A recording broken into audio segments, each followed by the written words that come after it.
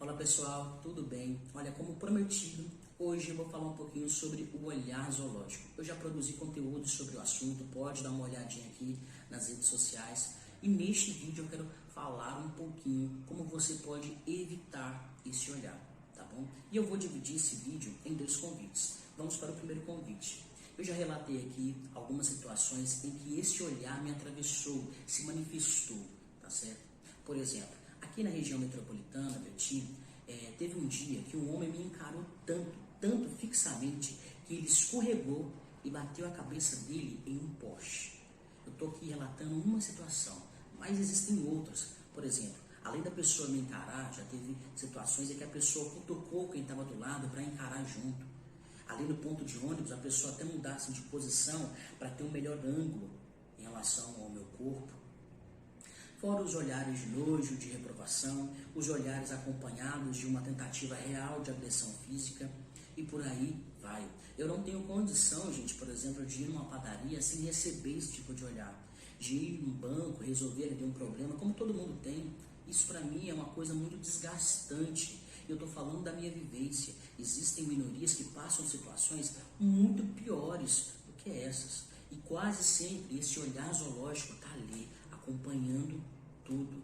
Um olhar que é invasivo, desumano, que constrange, que é violento. Talvez você está escutando isso e pensando, gente, que absurdo. Você não conseguir ir até uma padaria, pagar uma conta, resolver um problema no banco sem passar por essa situação, que absurdo. Mas talvez você já reproduziu esse olhar e nunca percebeu. Vamos lá. Como que você trata pessoas que não fazem parte da sua bolha? Pessoas que, por exemplo, não têm a mesma aparência, as mesmas crenças, enfim. Pessoas, por exemplo, que fazem parte da comunidade LGBT+, gays, lésbicas, pessoas trans e por aí vai, pessoas negras, indígenas, pessoas com deficiência e por aí vai. Todas as pessoas que não fazem parte da sua bolha. Como que você trata essas pessoas? Você trata com esse olhar de reprovação, esse olhar superior, esse olhar de nojo, discriminatório, preconceituoso? Talvez isso já aconteceu e você não percebeu ou nem percebeu.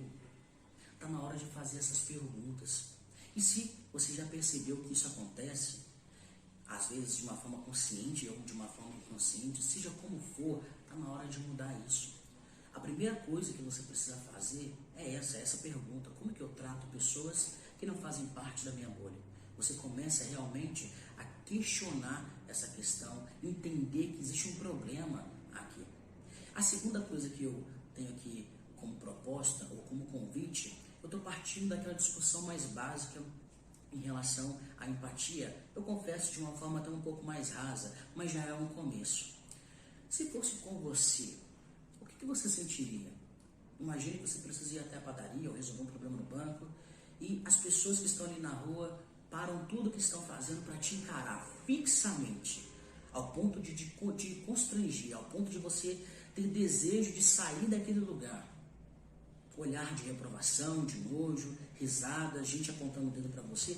E isso, gente, de uma forma constante, sempre que você está em ambientes públicos. Como que você se sentiria? Eu tenho certeza que mal. Eu faço esse convite, é o meu primeiro convite. Que a partir de hoje você repense a forma como você olha e trata pessoas que não fazem parte da sua bolha. Que a partir de hoje você pare de realmente, de uma forma prática, encarar aquilo que você titula como diferente, como se aquela pessoa fosse um bichinho de zoológico. Isso, gente, tenta tirar de nós a nossa humanidade.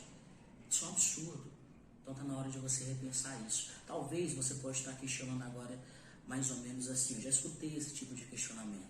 Ah, mas aquela pessoa é diferente demais. Ela está pedindo para alguém olhar para ela. Olha a roupa dela, olha o jeito dela, olha o cabelo dela, olha isso, olha aquilo. Tá. Eu, de forma muito sincera, reconheço o seguinte: quando uma pessoa ou algo é muito diferente ali da nossa bolha, a tendência é atrair o nosso olhar. Mas isso não é desculpa para eu olhar fixamente para essa pessoa ao ponto de tirar a dignidade dela, a humanidade dela e constranger essa pessoa. Não tem desculpa para isso. Normalmente, algo que me chama atenção, eu olho, me chama atenção, segue o baile. Eu não vou parar minha vida para constranger um outro ser humano, não. Isso, gente, é um absurdo. Então, repense isso. Se você tem esse tipo de comportamento, está na hora de mudar de uma forma prática. Agora vamos para o segundo convite. E ele demanda um pouquinho mais de nós. Já parou para pensar por que esse olhar zoológico já fez parte da sua vida ou ainda faz parte da sua vida? Quando a gente fala de machismo, homofobia, transfobia, capacitismo, racismo, enfim, a gente está falando de problemas que são sociais, são estruturais, fazem parte das estruturas do país. E isso não aconteceu de ontem para hoje. São séculos e séculos alimentando machismo, racismo, transfobias e por aí vai. Então chega a ser até ingenuidade da minha parte achar que eu vou gravar um vídeo apenas pedindo para você se colocar no lugar do outro, que isso, por exemplo, vai te ajudar realmente a eliminar o olhar zoológico do seu comportamento, da sua vida.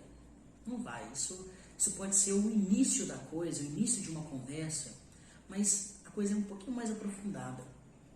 Quando eu falo que é estrutural, gente, quer dizer que não apareceu na sua vida de um dia para o outro.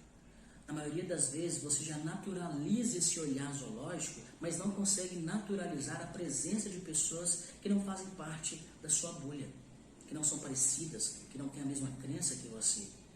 Para você realmente conseguir eliminar esse olhar zoológico, você precisa se entender, por exemplo, como sociedade.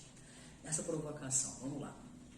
Tem pessoas que falam assim para mim, olha, coitado dos negros, olha o racismo, o problema dos negros, eu sou um aliado.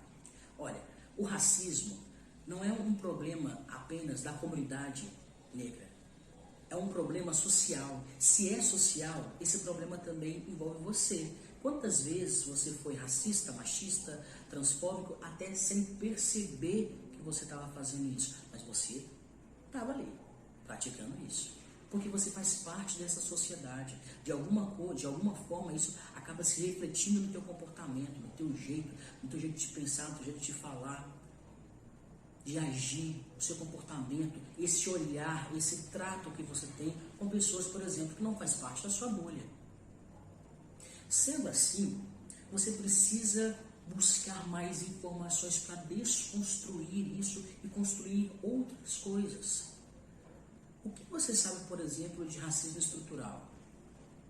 Qual é o nosso conhecimento real sobre os povos indígenas no Brasil? O que é capacitismo? Quantas vezes você já foi transfóbico aí no churrasco de família? Você só consegue perceber isso quando você realmente se aprofunda sobre esses assuntos. Então, tem que ter uma ação aqui. É mais do que só ser um aliado na internet. Você realmente dedica tempo de leitura, acompanhando palestra, acompanhando vídeos, participando de grupos de estudos. Quantas pessoas também, já pesquisadores, se debruçam sobre o capacitismo, o assunto capacitismo, o machismo, a transfobia, o racismo. Está na hora de você buscar mais informações. E na maioria das vezes, gente, eu estou falando de pessoas que dão esses relatos, mas isso não é um problema meu, isso é um problema do outro. Pessoas que têm condição de buscar essas informações. Se responsabilize sobre isso também. Quantas vezes você já reproduziu isso? Você faz parte disso. Não é um problema do Arthur, não é um problema, sei lá, do seu vizinho ou da sua vizinha. É um problema social. Então busque mais informações, se comprometa com isso. Talvez agora você pode estar pensando assim, olha, eu até quero buscar mais informações, mas eu não sei muito bem ainda como começar ou ainda como dar ali um pontapé. Olha, eu criei um arquivo, Arthur, criei um arquivo com algumas palestras de pessoas que são especialistas no assunto, que se debruçam sobre o assunto, palestras, livros, pesquisas, links que você pode acessar. E tem mais informações, pode me procurar aí no direct, no inbox, é só me chamar que eu encaminho o link para você. Mas isso, vamos lá, isso, gente, é apenas um pontapé. Olha aí o carro de som passando. Isso é apenas um pontapé. A responsabilidade real de buscar essas informações, ela é toda sua. como também é minha. Eu preciso buscar informações de muitas coisas que não fazem nem parte da minha bolha, mas que eu preciso buscar para crescer, para entender as coisas, ter esse olhar mais humanizado.